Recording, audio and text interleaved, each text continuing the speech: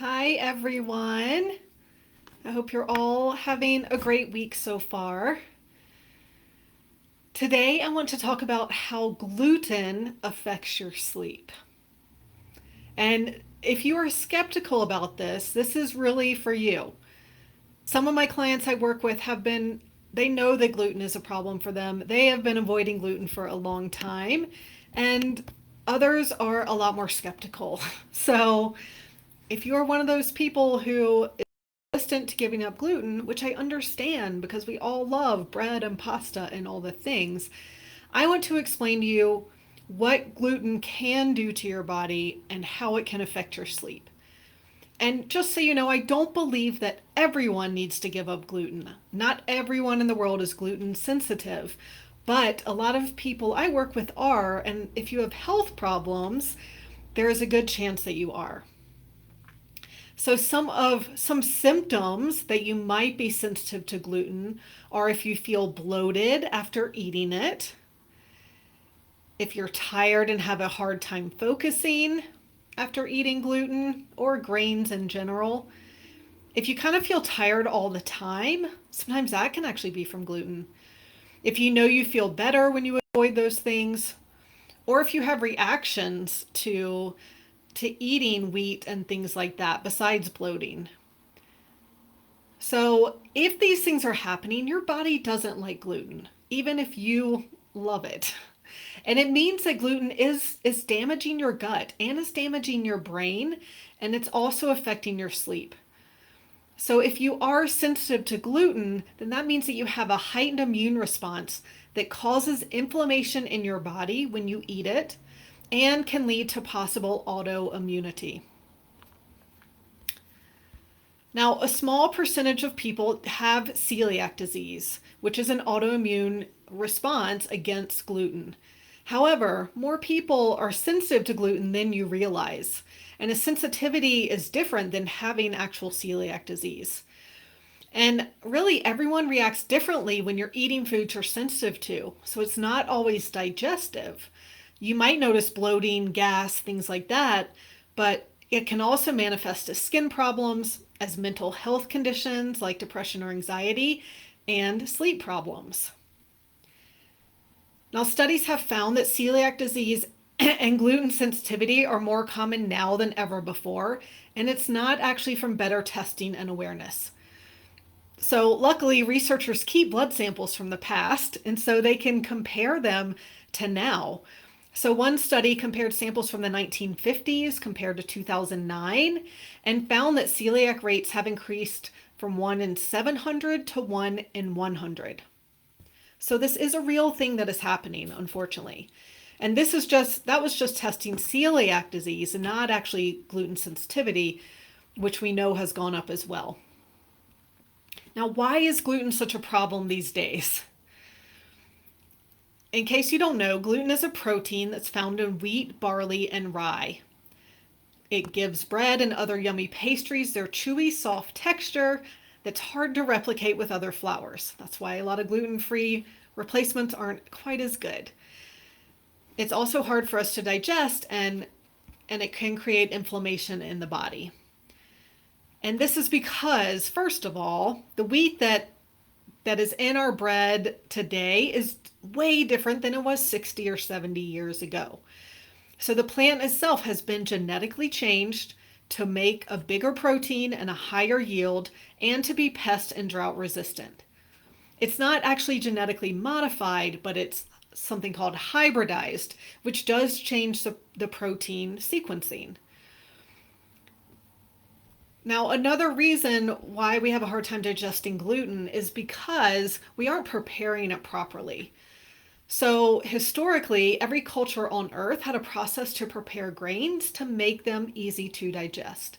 So, they either fermented them like sourdough bread, they sprouted them, or soaked the cereal grains to break down the starches and remove something called enzyme inhibitors that make it hard for us to digest. And these processes actually make the nutrient in grains available to us.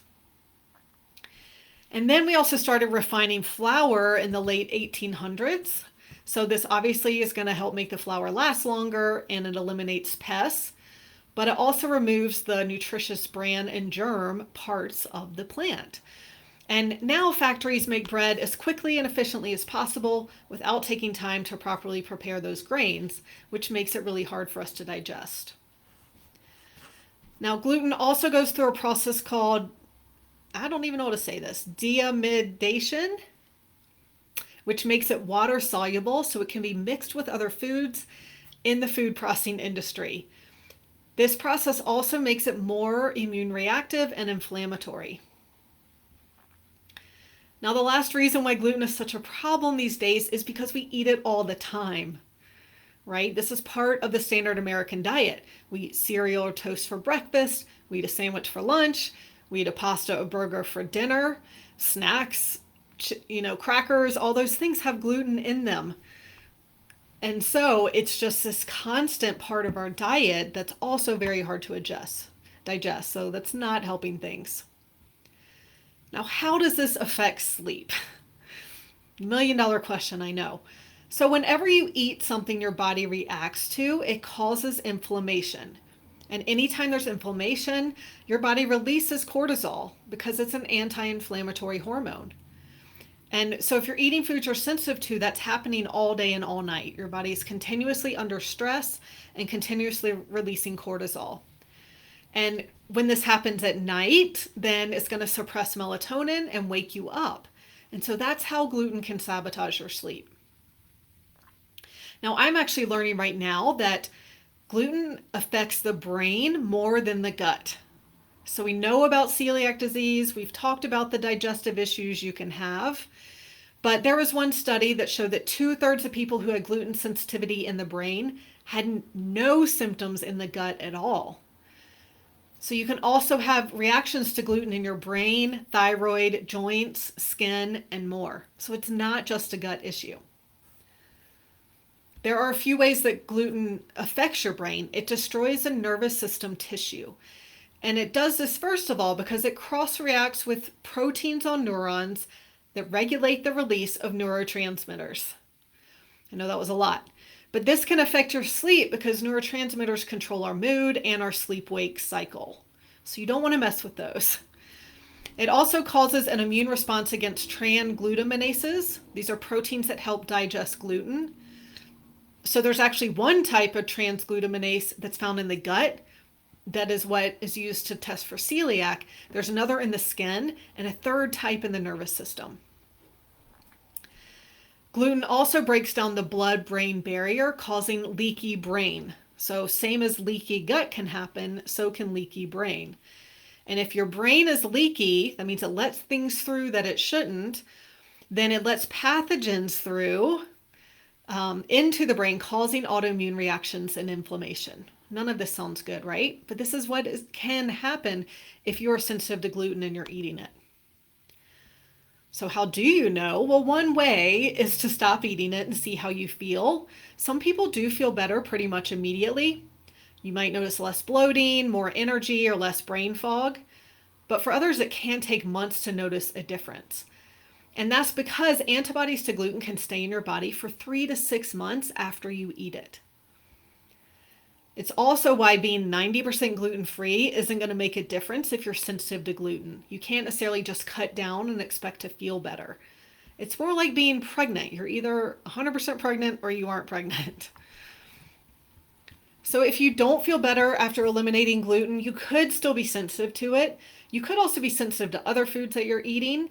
And so you're still having an immune response to food. And so you won't notice a difference until you eliminate all of those foods. Now, this is why I like to do a food sensitivity test, because it's going to show if you're reacting to those foods. And for some of my clients who know that gluten is a problem for them, or they are suspicious and they've already been tested for gluten, I do a more comprehensive gluten test that is a little bit different than the regular food sensitivity test I do for most of my clients. And it just looks for it's more comprehensive and looks for more markers for gluten sensitivity. So again, I don't believe that everyone has to be gluten-free forever. Even if you're sensitive to gluten right now, we can still work on healing your gut, finding out all the other stressors that are going on in your body, which is necessary to heal your gut, and eliminate certain foods for, temporarily for a few months, and then start introducing things back. Because I think that a healthy gut should be able to tolerate most whole foods. Now, I am passionate about this because I have dealt with this myself. For years, I thought that I was fine with gluten. I would go off, I wouldn't feel any different. And so I've gone gluten free many times over the years just to see. But about a year ago, I was feeling tired and bloated all the time. I wasn't sleeping all that well. And I had this crazy sour smelling body odor. And I started developing this theory that maybe it's something that I'm eating. Maybe eating sensitive foods can cause this body odor. So I decided to eliminate gluten and see if it helped. And within a few days, it totally did. I felt more energetic, lighter, way less bloated. I started sleeping so much better. And that awful body odor went away. So I gave up gluten for a couple weeks. And then on my son's birthday, over a year ago, I decided to experiment and I ate a cupcake that I made him. And that night I woke up at 4 a.m. and couldn't go back to sleep. And so I saw this direct link between eating gluten and my sleep. And that was enough for me to say, okay, I'm done. And so since then, I have been gluten free. So if you think that your diet is affecting your sleep, if you think that gluten is affecting your sleep, you're probably right. Diet is actually one of the most important things that determines your health. And a lot of people think that they eat healthy, and they do. They eat organic, they eat a lot of vegetables, they eat quality meats, things like that. But if you're eating foods you're sensitive to, like gluten, then that's not healthy for your body. And so we can test and find out for sure what's going on in your body, if gluten is something you need to avoid, and if it can make a big difference in your sleep. And a lot of people are really motivated when they see it on paper and they know that it's true. So if this is something you're interested in, feel free to message me and we can set up a time to chat. Otherwise, I will see you in the group.